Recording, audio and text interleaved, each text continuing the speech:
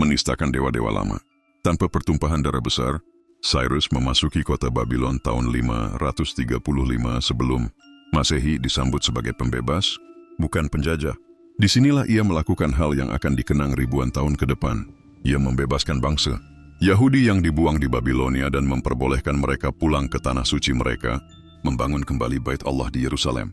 Hal ini dicatat bukan hanya oleh catatan Persia, tapi juga dalam kitab suci mereka, menjadikan Cyrus satu-satunya raja asing yang disebut, yang diurapi Tuhan dalam Alkitab. Cyrus menulis piagam Cyrus diukir dalam tanah liat, yang oleh para sejarawan modern dianggap sebagai deklarasi hak asasi manusia pertama di dunia. Ia menyatakan bahwa setiap bangsa berhak memeluk agama masing-masing, hidup bebas dari penindasan, dan kembali ke rumah leluhurnya. Bab Mamcur, matahari yang tenggelam di timur. Selama hampir 30 tahun pemerintahannya, Cyrus memerintah dengan keseimbangan antara kekuatan militer dan kebijakan yang adil. Kekaisaran Persia, yang membentang dari sungai Indus di timur hingga Laut Aegea di barat, menjadi negara multikultural pertama yang hidup berdampingan di bawah satu panji.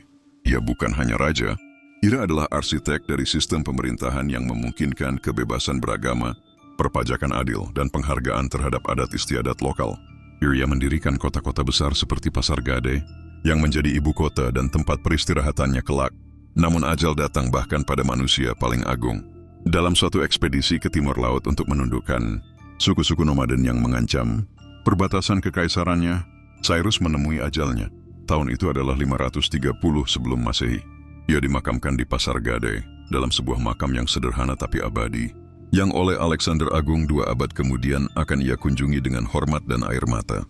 Bab V, warisan yang tak pernah padam. Cyrus wafat tapi namanya hidup. Kekaisaran Persia diteruskan oleh putranya, Kambises II, dan berkembang lebih jauh oleh penerusnya, Darius Agung.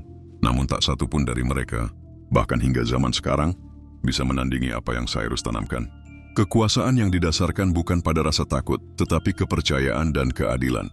Penaklukan yang tidak membakar tetapi membangun dan membebaskan. Visi bahwa dunia bisa bersatu tanpa harus menjadi seragam. Cyrus yang agung bukan hanya seorang penakluk, ia adalah pendiri peradaban. Dalam namanya tertulis makna yang membawa damai dan kemuliaan. Aku adalah Cyrus, raja dunia, raja besar, raja yang bijak. Jangan iri pada kuburanku yang sunyi ini, karena dari sinilah dunia pernah kutundukkan dengan tangan terbuka. Inskripsi, rekonstruksi simbolis di makam Pasar Gade. Bab C, air mata di Pasar Gade. Langit Persia berselimut kelabu. Gurun tak bersuara. Di hadapan makam batu berundak, para bangsawan, jenderal, imam, dan rakyat dari pelosok kekaisaran berdiri dalam diam.